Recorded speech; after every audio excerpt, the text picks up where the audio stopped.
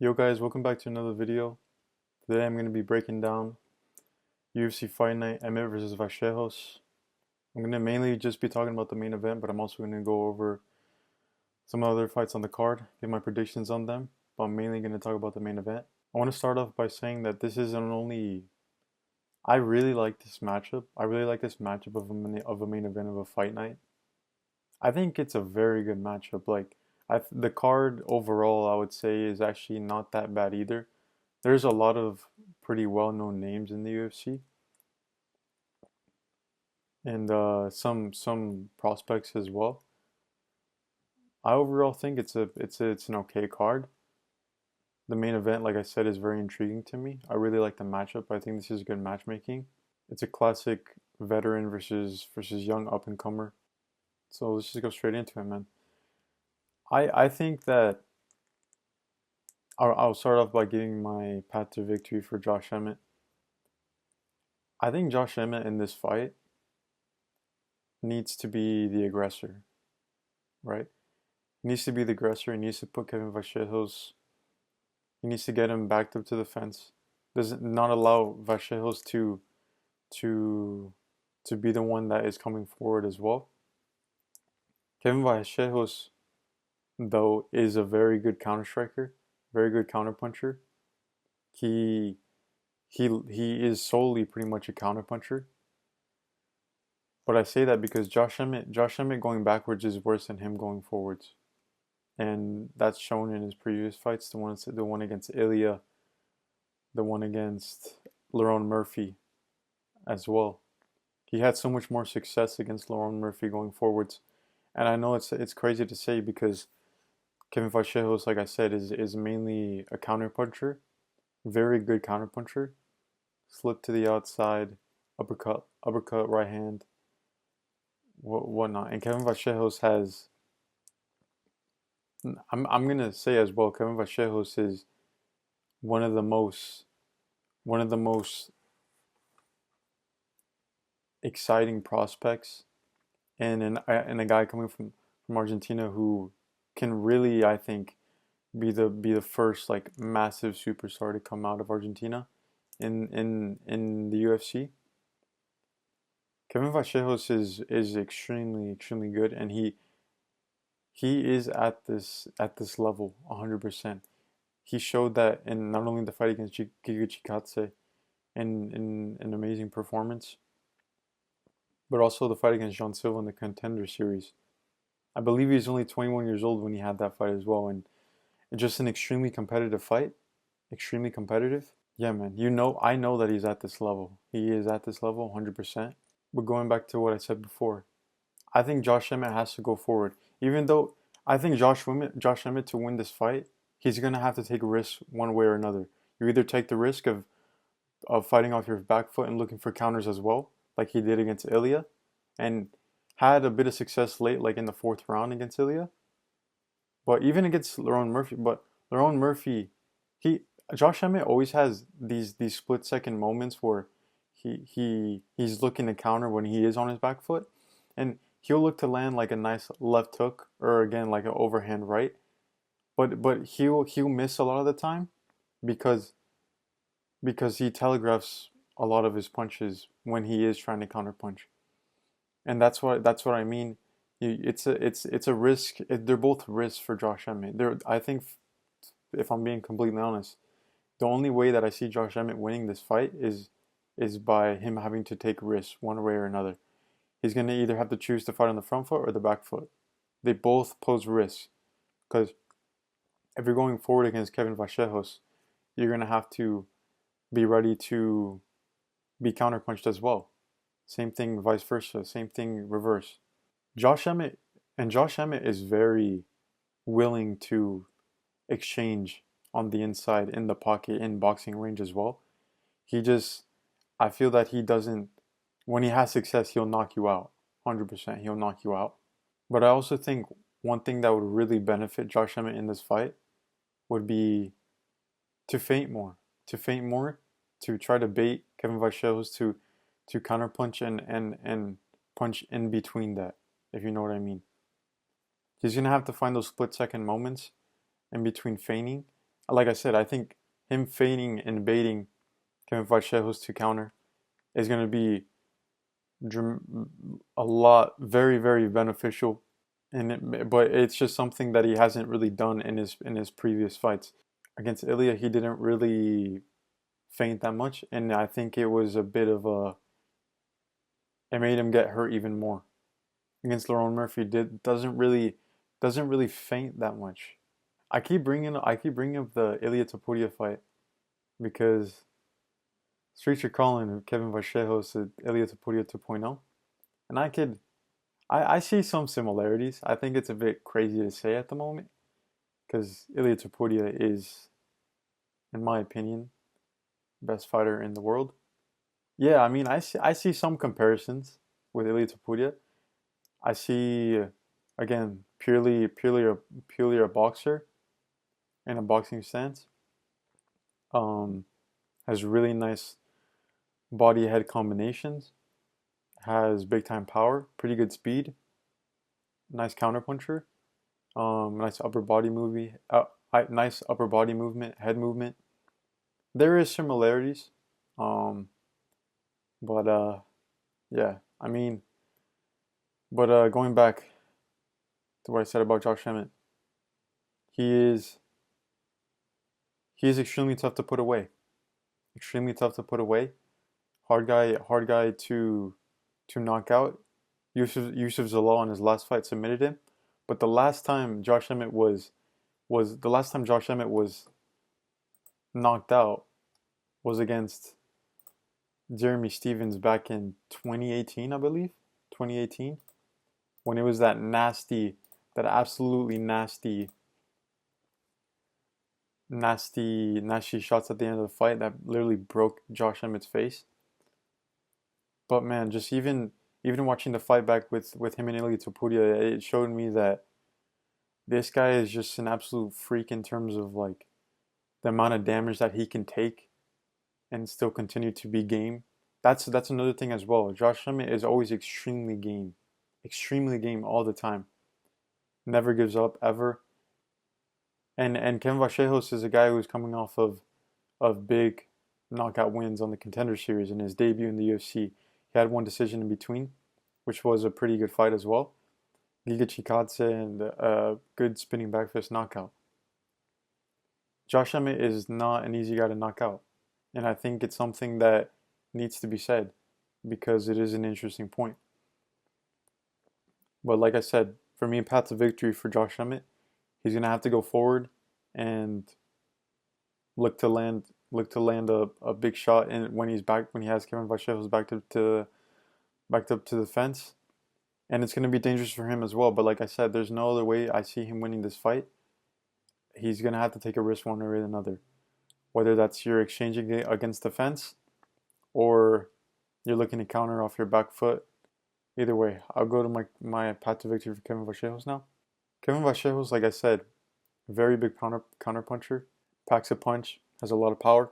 He likes to bait you. He waits. Like I said, he's a counter puncher. He'll wait for you. He'll wait for you. He'll slip to the outside. Left hook to the body. Right hand up top. Likes to slip. Good upper body movement. But like I said, Kevin Vallejos isn't a guy that you want to fight in the pocket on the inside. He's extremely dangerous. Really nasty and nice body head combinations. Yeah. Oh, I want to add something really quickly. Josh Emmett. I mean, this is one for both of them as well. They're both going to be extremely susceptible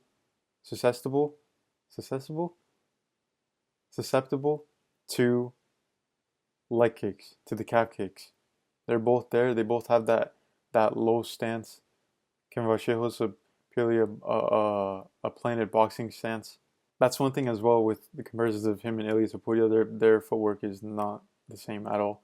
But anyway, Josh Emmett as well with a low wrestler stance. Sorry, I'm gonna add one more thing to Josh Emmett. Josh Emmett isn't a. He's just a pretty well-rounded guy. Josh Emmett has never been a guy who's known for his IQ or anything. What you know about Josh Emmett, he packs a punch in his right hand, and he can put your lights out. That's what we know. He'll mix it up every now and then, but he doesn't really offensive wrestle like that. He doesn't really do that. He looks to knock you out. That's what he does. He looks to knock you out and hurt you. Back to Kevin Vallejos. They're gonna both be open to calf kicks. I think that's something that Josh Emmett has to do. Josh Emmett has to do extremely early in the fight. He needs to do it extremely early. Kevin Vallejos, it wouldn't be bad if he did it as well, but I just think for Josh Emmett, it's more important. Kevin Vallejos he doesn't really use his jab. He'll use his jab every now and then, but I'm just as a way to get into range, he doesn't really use his jab. He likes to just kind of explode into range, into that boxing range, whether it's going to the body and then going up top, or just a right hand into a body shot. But he likes to throw a lot of leg kicks as well, and it's something, like I said, it's beneficial for him. But Josh Emmett, I just think it's something that he needs to do in order to get ahead in this fight early. Like I said, using his jab is going to be extremely beneficial, in my opinion. But I think Kevin Vallejos is just gonna do what he has always done. He's gonna look to counter Josh Emmett, to counter punch him, and yeah, I mean he over. This is again another big factor. This is his first main event, his first 5 rounder. If it does get late, I think it will be a massive factor. 100%, it will be a massive factor in a fight, in a pretty high-paced fight against Sean Silva on the Contender Series. He was looking like he was starting to fade a little bit in that 3rd round, and I think if this gets later, Josh Emmett is always game, especially in the later rounds. He's always there. He has a pretty good gas tank for 5 rounds, and like I said, extremely durable. It's going to be a lot to overcome for Kevin Vallejos if this fight doesn't get into the later rounds, and it's going to be a first for him. Obviously, some adversity he's going to have to overcome. Yeah, man, I really like this matchup. But who do I think is going to win this fight? I would say I lean more towards Kevin Vallejos. It's not only just a thing of I think this matchup suits him a lot more, but like I said, if this fight gets into the later rounds, I wouldn't be surprised if Josh Emmett starts to really get some big momentum. I really wouldn't be surprised. And this is another thing as well. Josh Emmett is already older in his career, 41 years of age. Kevin Vallejos is barely starting for his 4th fight in the UFC. Now he's in a mid-event against Josh Emmett at 24 years old. Absolutely incredible. And I truly believe he's at this level, man. I think he is a real prospect. A real prospect. I think there's some elements of his game that are yet to be proven, such as his ground game. But he likes to wrestle, offensive wrestle sometimes, every now and then. And when he has been put down to the ground, he has been able to get up every time. So, but yeah, man, I really like this fight. I think it's a very, very good matchup, like I said, by the UFC. Say what you want about the rest of the card, but I think this is a very good main event. I'm very excited for this main event. I think it's extremely intriguing. The way Kevin Vallejos gets it done, I think he will be the first person to knock out Josh Emmett in a very long time. I think it'll be around the 2nd or 3rd round, and it'll be off a counter. It'll be off a counter, and yeah, man. Like I said, this is a very good matchup. I really like both of these guys. Josh Emmett, a veteran of the game, always brings it, always game. Like I said, Kevin Vallejos, young up and comer, very good, very talented. I'm extremely excited for this main event. I'm gonna give my predictions on the rest of the card really quickly. I'm just gonna go over them. I think, like I said, this is a very pretty like. It's not a bad card, to be honest. I think it's decent. I'm gonna start off with the first prelim. Piera Rodriguez, Sam Hughes. I'm gonna go with Piera Rodriguez. Luan Lacerda versus Jesus Sosa. I'm gonna go with Jesus Sosa. I saw his performance in the Contender Series. I thought it was very impressive. I'll go with him. Beatriz Mesquita versus Montserrat Rendon. I'm gonna go with Mesquita. Brad Tavares, Eric Anders. I'm gonna go Brad Tavares. I think Brad Tavares has Has enough tools to beat Eric Anders. Balaji Manuel Souza. I'm gonna go with Balaji. Elijah Smith, Yu Sung Young. I'm gonna go with Elijah Smith. Elijah Smith is another guy I'm keeping my eye on. He's a very good fighter. V- Vitor Petrino. Vitor Petrino. Steven Asplund. I'm gonna go with Vitor Petrino. Even though Asplund did have a good performance in his last fight. Chris Curtis, Miktebek Otoboy. Now this is a pretty good matchup for the last prelim. Um, who do I think? This is a good matchup, man. Otoboy, I believe, is coming off a win with Jack Hermanson. I'm thinking of his fight against. I don't know why I was thinking of his one of his older fights, but coming off on a two fight win streak, one by submission against Musayev, once again knocks out, once against Jack Hermanson knockout first round. I think I'm gonna Chris Curtis. Believe he's coming off a loss, off a win against Max Payne Griffin. Roman Kopylov. Chris Curtis is always a guy who's extremely game, and he always ends up being more competitive than people think in these fights. I'm gonna go with Otobai though. Andre Fili versus Jose Delgado. Now this, you want to talk about prospects, guys? Jose Delgado is a guy I am so high on. I'm so high on Jose Delgado. It's not just because I'm Mexican as well, but bro, this guy is a legit prospect. I'm so high on this guy, and he's coming off a loss to Nathaniel Wood. But when you look at that fight, guys, I still think like I'm not gonna say a robbery, but I still think that he won that fight, guys. It was an extremely competitive fight, it's a really good fight, but I would have given him the fight 100%. I thought he won. I still think he should be undefeated in the UFC. Nathaniel Wood is another guy I rate highly. He's fighting on the next card as well. Really looking forward to that against Keita. But Jose Delgado is just an insane prospect as well. I'm super high on him. He will go far in his UFC career.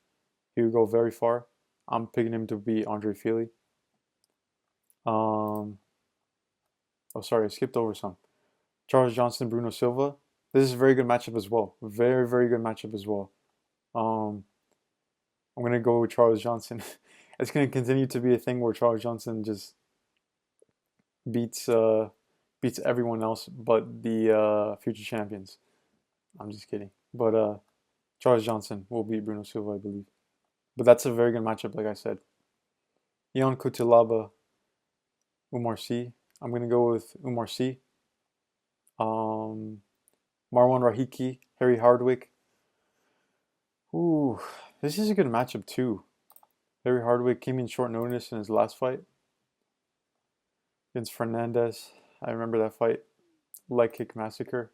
Um, Rahiki looked good in his contender series win. It was a very good fight, very very competitive fight.